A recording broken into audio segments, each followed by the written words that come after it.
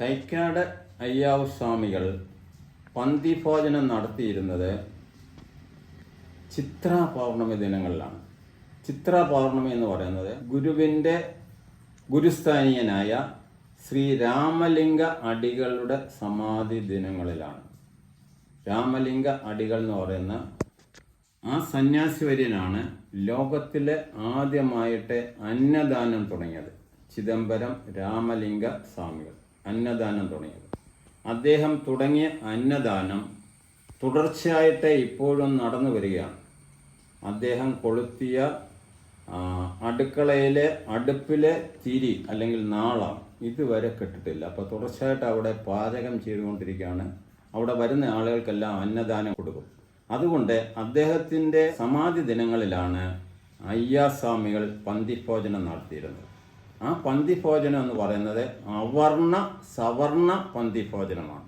ഇപ്പോൾ കൊട്ടാരത്തിലുള്ള രാജാവ്, രാജകുടുംബങ്ങള്, ബ്രാഹ്മണര്, ക്ഷത്രിയര്, വൈശ്യര്, ശൂദ്രര്, ദളിതര്, മുസ്ലിങ്ങള്, ക്രിസ്ത്യാനികള്, സ്ത്രീകള്, പുരുഷന്മാര് ഇവരെ എല്ലാം പങ്കെടുപ്പിച്ചുകൊണ്ട് ഒരേ വേദിയിൽ നിന്നുള്ള ഭക്ഷണം, ആ അവർണ സവർണ പന്തിഭോജനം തിരുവിതാംകൂറിൽ അല്ലെങ്കിൽ ഭാരതത്തിൽ അല്ലെങ്കിൽ ലോകത്തിൽ ആദ്യമായി നടപ്പിലാക്കിയ നവോത്ഥാന നായകനാണ് തൈക്കാട് അയ്യാവു സ്വാമികൾ. അത് അദ്ദേഹം 1870-കളിൽ 74-ലാണോ 76-ലാണോ നമുക്കടുത്ത് അറിഞ്ഞൂടാ. അദ്ദേഹം സമാധിയാകുന്ന 1909 വരെ അദ്ദേഹം തുടർച്ചയായിട്ട് നടത്തിയിരുന്നു. അപ്പം അദ്ദേഹം ഇങ്ങനെ അദ്ദേഹത്തിൻ്റെ സദസ്സിലെ അയ്യങ്കാളിയെയും അദ്ദേഹം പങ്കെടുപ്പിച്ചു. അയ്യങ്കാളിക്കൊന്നും അധികം പ്രായമുണ്ടെന്ന് തോന്നുന്നില്ല. അയ്യങ്കാളിയെയും പങ്കെടുപ്പിച്ചു. അതുപോലെ അവർണ വിഭാഗത്തിൽപ്പെട്ട പലരും പങ്കെടുത്തതിനെ തുടർന്ന് തിരുവനന്തപുരത്തുള്ള യാഥാസ്ഥിതികരായ ആളുകൾ അയ്യാവു സ്വാമികളെ പാണ്ടിപ്പറയൻ എന്ന് വിളിച്ചു. സഹോദരൻ അയ്യപ്പനെ പുലയൻ അയ്യപ്പൻ എന്ന് വിളിക്കുന്നതിന് എത്രയോ വർഷങ്ങൾക്ക് മുമ്പേ തൈക്കാട് അയ്യാവു സ്വാമികളെ പാണ്ടിപ്പറയൻ എന്ന് വിളിച്ചു. പാണ്ടിപ്പറയൻ, തമിഴ്നാട്ടിൽ നിന്ന് വന്ന പാണ്ടിപ്പറയൻ.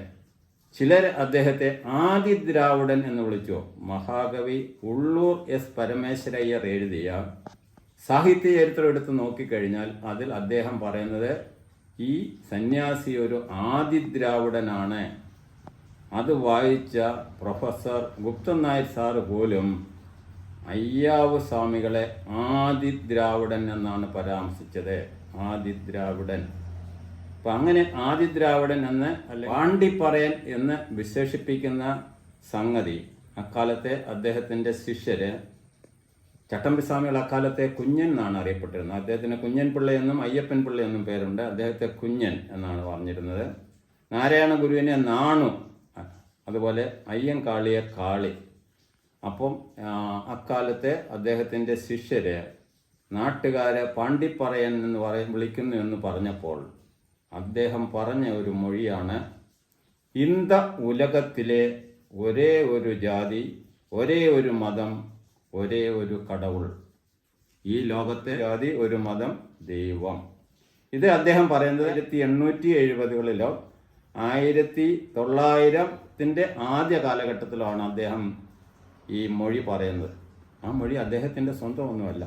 തിരുമൂലരുടെ തിരുമന്ത്രം എന്ന തമിഴ് കൃതിയിലെ ഒன்றേ കുലം ഒരുവനെ ദൈവം, ഒരു കുലം ഒരു ദൈവം എന്ന തിരുമൂലരുടെ തിരുമന്ത്രം അല്പം കൂടെ വിശദമാക്കിയിട്ട് അയ്യാവു സ്വാമികൾ ശിഷ്യർക്ക് പറഞ്ഞു കൊടുത്തതാണ് ഇന്ത ഉലകത്തിലെ ഒരേ ഒരു ജാതി, ഒരേ ഒരു മതം, ഒരേ ഒരു കടവ്. ഞാൻ പറഞ്ഞാൽ അല്പ വ്യത്യാസം വരാൻ തമിഴ് എനിക്ക് നല്ല നിശ്ചയമില്ലാത്തതുകൊണ്ട് കൃത്യമായിട്ട് അങ്ങനെ അല്ല പറഞ്ഞത്. പക്ഷെ അദ്ദേഹം പറഞ്ഞത് ഒരു ജാതി, ഒരു മതം, ഒരു ദൈവം. 1909 അയ്യാവു സ്വാമികൾ സമാധിയായി. ഇപ്പം നാം എല്ലാം അറിയുന്നത് ഒരു ജാതി, ഒരു മതം, ഒരു ദൈവം എന്നുള്ളത് ശ്രീനാരായണ ഗുരു പ്രഖ്യാപിച്ച ഒരു മുദ്രാവാക്യമാണ്. പക്ഷെ വാസ്തവത്തിൽ അതല്ല. അയ്യാസ്വാമികൾ അന്ന് ശിഷ്യരോട് പറഞ്ഞ ആ മറുപടി 1914 14-ലാണോ 16-ലാണോ എന്ന് എനിക്കൊരു സംശയമുണ്ട്. ജാതി നിർണയം എന്ന കവിതയിലെ ഒരു ജാതി, ഒരു മതം, ഒരു ദൈവം എന്ന പേരില് ശിഷ്യൻ ശ്രീനാരായണ ഗുരു മൊഴിമാറ്റം നടത്തിയതാണ് ആ വരികൾ. ശരിക്കു പറഞ്ഞാൽ കേരളത്തിൽ ആ ആശയം ആദ്യം പ്രചരിപ്പിക്കുന്നത് തൈക്കാട് അയ്യാവു സ്വാമികളാണ്. ഇന്ത ഉലകത്തിലെ ഒരേ ഒരു മതം, ഒരേ ഒരു ജാതി, ഒരേ ഒരു കടവുൾ, ഒരേ ഒരു ദൈവം. വാസ്തവത്തിൽ അദ്ദേഹത്തെ സംബന്ധിച്ചിടത്തോളം നമുക്കെല്ലാം അറിയാം. ശ്രീനാരായണ ഗുരുവിൻ്റെ ജാതി അറിയാം. ഒരു ജാതി, ഒരു മതം, ഒരു ദൈവം എന്ന് പറയുന്ന ശ്രീനാരായണ ഗുരുവിൻ്റെ ജാതി എല്ലാ മനുഷ്യർക്കും അറിയാം. കേരളത്തിലറിയാം, ലോകത്തറിയാം. ചട്ടമ്പിസ്വാമികളുടെ അറിയാം. കാരണം ശ്രീനാരായണ ഗുരു ഈഴവരുടെ SNDP സംഘടനയുടെ ആത്മീയ ഗുരുവാണ്. നായർ സമുദായത്തിൻ്റെ NSSൻ്റെ ആത്മീയ ഗുരുവാണ് ചട്ടമ്പിസ്വാമികൾ, അതുപോലെ അയ്യങ്കാളിയും. അപ്പോൾ 3 നവോത്ഥാന നായകരുടെയും ജാതി അല്ലെങ്കിൽ സമുദായം മാലവർക്കെല്ലാം അറിയാം. എങ്കിലും ഇന്നും തൈക്കാട് അയ്യാവു സ്വാമികളുടെ ജാതി എന്തെന്ന് അറിയാവുന്നവർ വളരെ കുറവാണ്. അതുകൊണ്ടാണ് കേരളത്തിലെ ഏറ്റവും വലിയ ചരിത്ര പണ്ഡിതൻ എന്ന് നാം വിശേഷിപ്പിച്ചിരുന്ന MGS നാരായണൻ അദ്ദേഹത്തെ ബ്രാഹ്മണനാക്കി. അയ്യാവു സ്വാമികൾ അദ്ദേഹത്തെ ആദിദ്രാവിഡനാക്കി.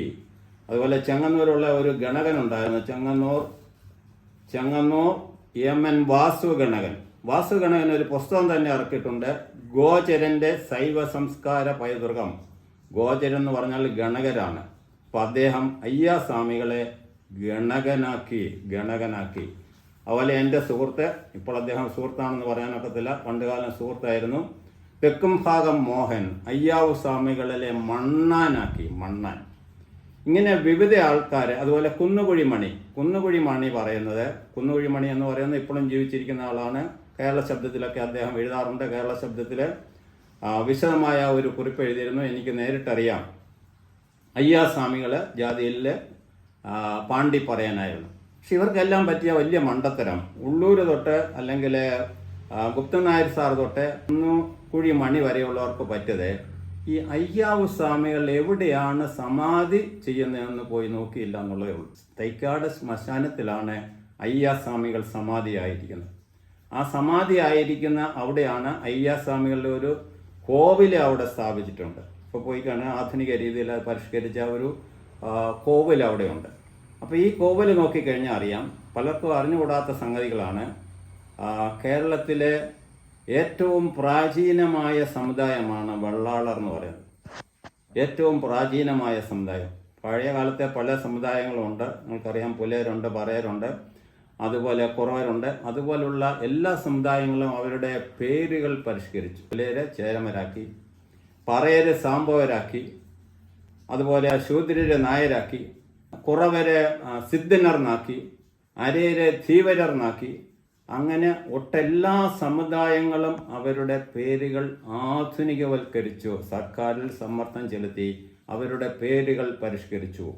എന്നാൽ ഇന്നും പഴയ പേരിൽ ഒരു 5000-6000 വർഷം പഴക്കമുള്ള ഒരേ ഒരു സമുദായമാണ് ഇന്നും കേരളത്തിലെ അവരുടെ ആദ്യകാല പേരിൽ തന്നെ ഇന്നും അറിയപ്പെടുന്നത്. ആ സമുദായമാണ് വെള്ളാള സമുദായം എന്ന് പറയും.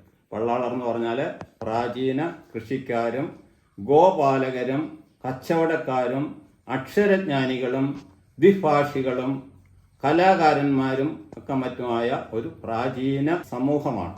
പണ്ടുകാലത്തെ ഹാരപ്പയിലെ സിന്ധു ഗംഗാ സമതലത്തിലെ, പിൽക്കാലത്തെ നമ്മൾ അടുത്ത കാലത്ത് അറിയപ്പെടുന്ന കീഴടിയിലൊക്കെ താമസിച്ചിരുന്ന, നദീതടങ്ങളിൽ താമസിച്ചിരുന്ന, ചുടുകട്ടകൾ കൊണ്ട് വീട് കെട്ടി ശുചിമുറികളുള്ള വീടുകളിൽ താമസിച്ച, നഗരങ്ങളുണ്ടാക്കിയ, നഗരങ്ങളുടെ പടിഞ്ഞാറ് വശത്തെ ഉയരത്തിലെ മേക്ക് എന്ന് പറയുന്ന അന്തർ നഗരം സ്ഥാപിച്ച് അവിടെയാണ് അധികാരി വർഗങ്ങൾ സ്ഥാപിച്ചിരുന്നത്. അങ്ങനെയുള്ള അതിസംസ്കാര സമ്പന്നരായ നാഗരികരായ ഒരു പ്രാചീന വർഗമാണ് വെള്ളാളർ.